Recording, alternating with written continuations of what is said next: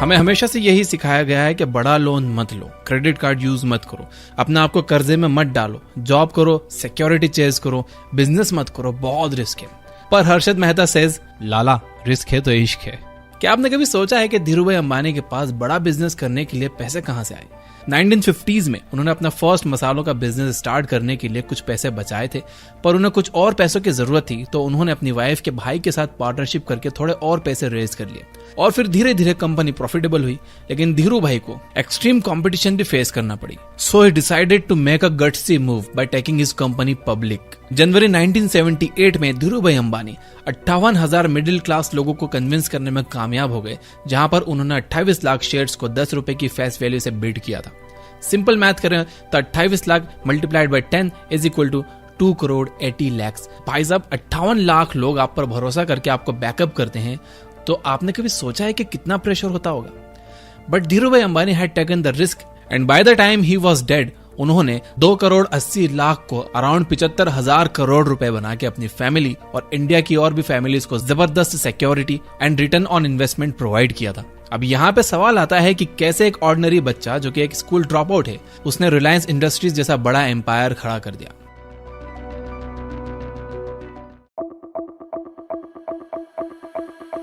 But इससे पहले आपका यह समझना बड़ा जरूरी है कि क्यों अमीर और अमीर होते जा रहे हैं और गरीब होते जा रहे हैं। क्यों अमीर और गरीबों के बीच में एक्सट्रीम पोलैरिटीज है?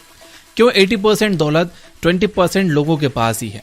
क्यों अमीर लोग काम करते करते अमीर भी बन जाते हैं और अपनी लाइफ भी एंजॉय कर पाते हैं, और क्यों गरीब लोग इतना फोकस्ड होकर पूरा दिन काम करके पैसा बचा के कंजूसी करने के बावजूद भी एक एवरेज मीडियोकर लाइफ ही जी पाते हैं? कौन सी ऐसी बातें हैं जो हमें नहीं पता है, जिसके कारण हमें स्ट्रगल करना पड़ती है?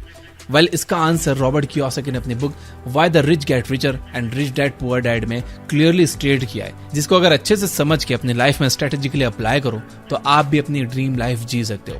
रॉबर्ट कियोसाकी के हिसाब से एक पुअर मिडिल क्लास और एक रिच आदमी में सिर्फ एक चीज का डिफरेंस होता है, विच इज एजुकेशन। और एजुकेशन का मतलब आपका फॉर्मल एजुकेशन नहीं, बल्कि फाइनेंशियल एजुकेशन। अमीरों के पास फाइनेंशियल एजुकेशन बहुत ज्यादा होती है, इसलिए फॉर्मल एजुकेशन से ज्यादा इंपॉर्टेंट फाइनेंशियल एजुकेशन को मानते हैं, क्योंकि यही वो एजुकेशन है जो उनको अमीर बनने में हेल्प करती है। व्हाई रिच गेट रिचर में रॉबर्ट कियोसाकी ने 3 मेजर लेसन्स पर फोकस करने की एडवाइस दी है: टैक्सेस, डेट और फैंटम इनकम। चलो पहले तीनों को समझते हैं। Number 1, taxes. अमीर और गरीब के बीच में पैसों का मेजर डिफरेंस क्रिएट होता है टैक्सेस की वजह से। एक अमीर आदमी ज्यादा पैसे कमाने के बावजूद भी पुअर और मिडिल क्लास लोगों से कम टैक्सेस भरता है लीगली। अभी रिसेंटली मैं एक बड़े यूट्यूबर से मिला था, कमेंट में गेस करो कि वो कौन होंगे, और उन्होंने बातों बातों में मुझे बताया कि उन्हें ये 5 स्टार और 7 स्टार होटल्स में रहने का कोई शौक नहीं है, पर उनके फाइनेंशियल एडवाइजर्स कहते हैं कि ये सारे एक्सपेंसेस को ऑफिस के खर्चे पे दिखाएंगे तो उन्हें टैक्स रिडक्शन में काफी हेल्प मिलेगी। इस बात में कोई दो राय नहीं है कि टैक्सेस गरीब और मिडिल क्लास लोगों का एक मेजर चंक ऑफ इनकम खा जाता है। यूएसए के एक सर्वे के अकॉर्डिंग टैक्सेस उनके खर्चों की लिस्ट में टॉप 3 में आते हैं, जो कि उनकी इनकम का 21% ले लेते हैं। इसलिए अमीर जानते हैं कि अगर इनकम का बड़ा पोर्शन गवर्नमेंट को दे दिया तो वो मिडिल क्लास और गरीबों वाली लाइफ जिएंगे।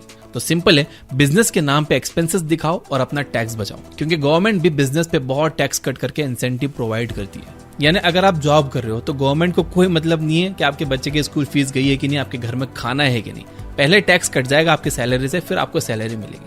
वहीं अगर आप बिजनेस कर रहे हो तो आप बिजनेस के नाम पे बहुत सारे एक्सपेंसेस दिखा सकते हो और लास्ट में जो अमाउंट बचता है उस पर ही टैक्स लगता है। फॉर एग्जाम्पल, मेरा एक फ्रेंड ने भी बिजनेस के एक्सपेंस पे खुद के लिए एक आईफोन खरीदा, क्योंकि एज आई सेड गवर्नमेंट को चाहिए बिजनेसेस प्रॉस्पर करें और अपनी इकोनॉमी बूस्ट हो। इसलिए मेरे फ्रेंड ने पैसे भी बचा लिए और खुद के पर्सनल यूज के लिए फोन भी खरीद लिया। हुई ना एक विन विन सिचुएशन क्रिएट।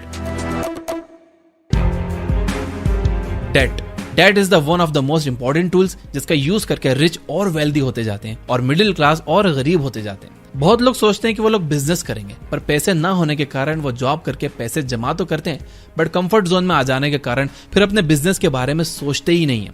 पर यही सेम लोगों को जब कार, घर, आईफोन जैसी चीजें लेने का मन होता है, तब ये लोग या तो लोन ले लेते हैं या फिर क्रेडिट कार्ड स्वाइप करके अपने लिए लायबिलिटीज खरीद लेते हैं, वो भी हाई इंटरेस्ट रेट पर। देखा जाए तो फाइनेंस बड़ा ही सिंपल है, जो मेरे पॉकेट में पैसा डाले वो एसेट और जो मेरे पॉकेट से पैसा निकाले वो liability. Mukesh Ambani one of the richest man होने के बावजूद भी जियो के लिए 12,850 करोड़ का लोन उठाते हैं। क्यों? धंधे के लिए। अब धंधे और डेट में क्या relation?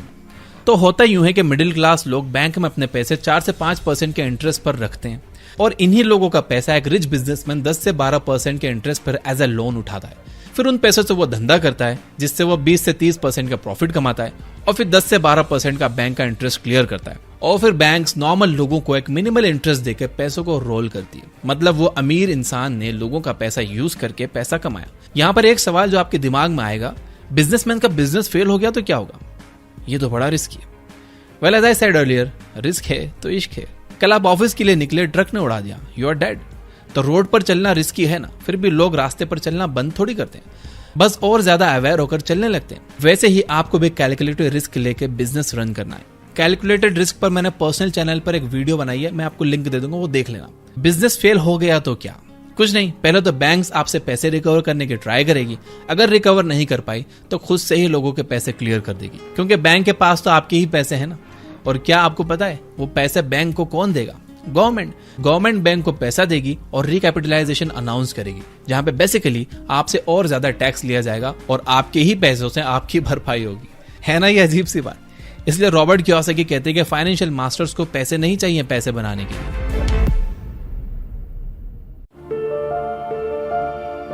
Number 3, Phantom income. Phantom income को इनविजिबल इनकम भी कहा जाता है। ऑथर रॉबर्ट कियोसाकी कहते हैं कि फैंटम इनकम भूत की तरह है, होती तो है पर दिखती नहीं है। इस इनकम को एक ऐसा इंसान ही देख सकता है जिसके पास राइट फाइनेंशियल एजुकेशन है। फॉर एग्जाम्पल, अज्यूम करते हैं कि एक नॉर्मल मिडिल क्लास आदमी को एक पीस ऑफ रियल एस्टेट खरीदना है जिसका प्राइस 50 लाख रुपए है। तो वो खरीदने से पहले 20% का डाउन पेमेंट करना होगा, और ये डाउन पेमेंट पे करने के लिए वो यूज करेगा अपनी वो इनकम जो टैक्स देने के बाद उसे बची है। वहीं एक अमीर इंसान खुद के पैसों से कभी रियल एस्टेट नहीं खरीदेगा, वो बैंक से पैसे ले लेगा और रियल एस्टेट खरीद लेगा, और इस ट्रांजैक्शन में जो टैक्स कॉस्ट बचता है वही उसकी फैंटम इनकम है। ये वो इनकम है जिसके लिए वो अमीर इंसान को कोई काम नहीं करना पड़ा।